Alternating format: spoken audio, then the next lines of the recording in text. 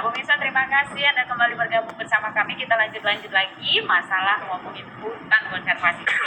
Prof, saya mau tanya juga nih sama Bu Bania juga. Kan sekarang lagi tren di tempat-tempat objek wisata yang terletak di atas bukit. Nah, itu masuk dalam kategori hutan apa nih? Ya, sekarang ini banyak dikembangkan oleh Komunitas Kehutanan, termasuk juga yang lainnya adalah hutan lindung.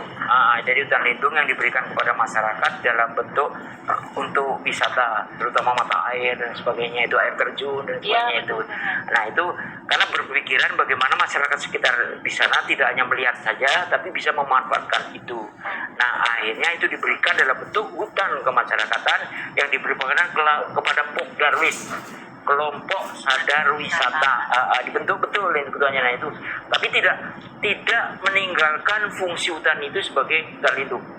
Tapi hasilnya ya misalnya mata airnya, air hujannya, ya mungkin misalnya ada air yang bening yang bisa langsung diminum, enak kan? Karena atasnya dijaga tidak ada pencemaran kan bisa dia yang mengelola tidak ada pencemaran mereka itu.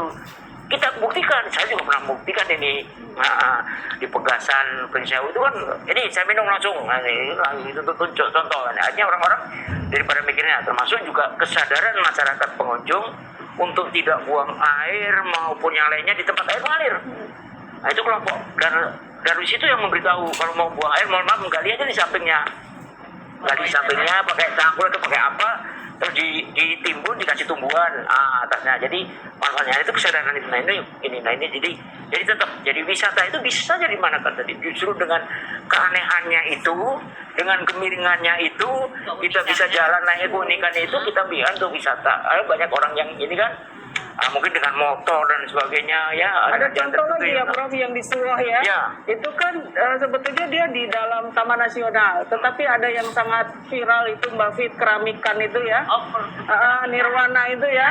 Itu kan dia di dalam Taman Nasional, tetapi sekarang banyak sekali orang-orang datang ke Taman Nasional untuk datang ke Nirwana itu yang air panas untuk berendam.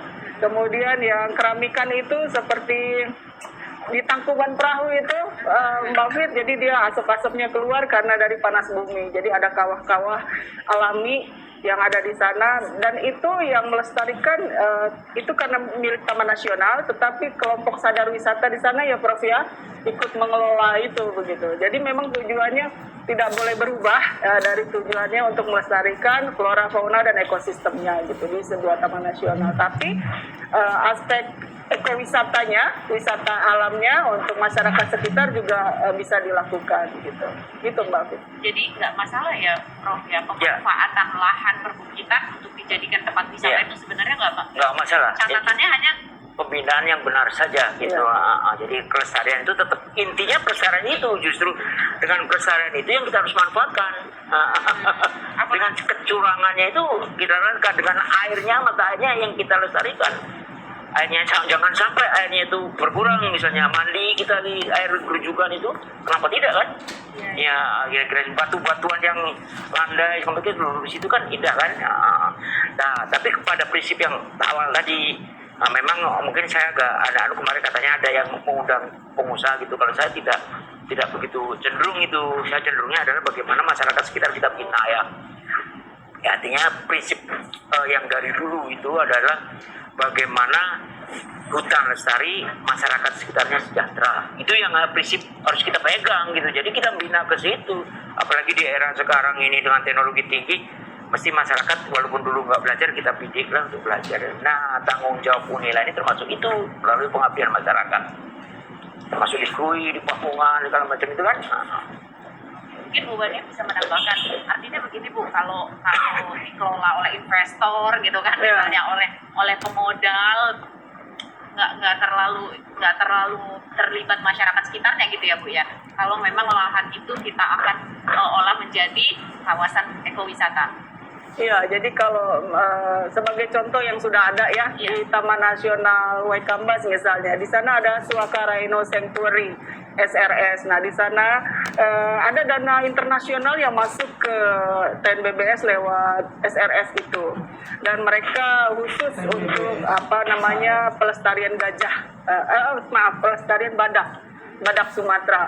Jadi ada sebetulnya kita bisa, pemerintah itu bisa mengikut sertakan unsur dari luar ya, luar negeri maupun di luar Lampung begitu ya, untuk berinvestasi di sebuah kawasan. Tetapi tentu saja mungkin dari Taman Nasional itu punya aturan-aturan mainnya gitu ya, sehingga tidak mengabaikan aturan-aturan itu dan pelestarian alam yang ada di dalamnya begitu.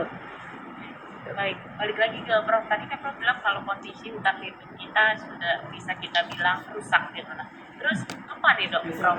Apa yang harus kita lakukan untuk melestarikan kondisi hutan kita? Khusus kehutanan ya, dengan pertanian kita biasanya mengajak masyarakat maupun pemerintah untuk melakukan reboisasi ya, melakukan penanaman kembali itu dan masuk pelestarian itu. Yang paling prinsip lagi kita adalah melakukan tadi mengambil masyarakat, pembinaan masyarakat petani di situ supaya jangan merusak hutan, itu selalu kita lakukan. Nah, mungkin banyak cukup hasilnya sebetulnya. Tadi itu ada bentuk popularis itu kan, kelompok petani hutan misalnya gitu, kita ada ya menghasilkan kan bagaimana menanam tanaman berkayu yang tidak diambil kayunya tetapi hanya diambil buahnya atau pembibitan dan sebagainya kan. Sekarang juga cukup banyak, apalagi sekarang ini sedang ramai-ramainya daun sungkai kan. Ini ya COVID ya Mbak. COVID ya. Dengan harga ini ya kita juga manfaatkan itu. Yuk kita nanamin sungkai sini. Sekitar masyarakat kita kan nanam sungkai itu bisa ada loh pohonnya. Ya. Ada. Banyak. Udah terundul sekarang diambilin daunnya. Nah itu termasuk yang sedang kita mulai kembangkan lagi. Jadi nanti tetap tanamannya kan tetap ada itu kan, diambil sedikit-sedikit gitu. Termasuk juga madu ya, madu sekarang lagi harganya lagi ini kan, kita menanam jenis tanaman dengan madu. Nah masyarakat sekitar juga itu. Ya, sama ada lagi itu Prof yang di Kerui ya, penelitiannya beliau itu ada repong damar ya. Repong damar itu ada kebun damar itu kan yang diambil bukan pohonnya tapi getahnya. Nah, getahnya itu dimanfaatkan masyarakat Kerui yang sudah diteliti oleh Prof kurang lebih 17 tahun ya Prof ya, rutin buset dah ya. Penelitian aja sampai 17 tahun ya. Iya, jadi beliau melanjutkan penelitian Hubert de Forest dari Prancis waktu itu.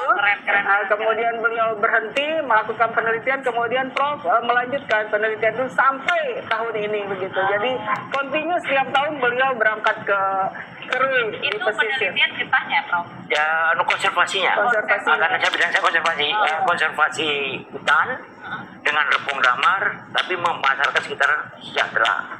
Bisa panen damar, panen duren, panen duku dan sebagainya. Tapi hutan itu tetap lestari. Oke, jadi hutan damar itu tetap lestari. Tapi di masyarakat sekitarnya ada tanaman yang lain. Gitu. Ada duku, ada tetap ya kita tanam duku, duren dan sebagainya. Tapi intinya adalah damar, mata kucing. Intinya gitu. Jadi itu hasil penelitiannya sudah berhasil bahwasanya itu tanaman hutan dicampur begitu nggak masalah. Justru itu menghasilkan sekali, yaitu kembali lagi masyarakatnya alhamdulillah beberapa orang juga alumni kita yang sukses di situ kan untuk riset kan itu penelitiannya rutin every year, bukan hanya penelitian dan pengabdian masyarakat, mahasiswa kehutanan, mahasiswa pertanian, dosen fisik ya, dosen biologi bisa di situ. Itu plotnya plot permanen sudah di Pamuan Kerui sama Gunung Bekemala. Jadi kita itu intinya sebenarnya mengajak bagaimana masyarakat itu memanfaatkan apa yang ada di hutan dan memelihara hutan dan pelestarian hutan. Dengan mereka memanfaatkan apa yang ada di hutan seperti pohon damar, kemudian apa tadi getah damar itu ya. Sungkai gitu kan. Maka hobi menanamnya itu nggak bakal tetap ada. Termasuk tadi itu jangan sampai dia mohon maaf ya buang air sembarang di kali ya kan, padahal air itu kan bisa diminum gitu. Saya contoh aja kan ini aku bisa minum. Nah, saya sehat besok kembali lagi ke situ nih saya minum. Anda jangan cemari ini gitu.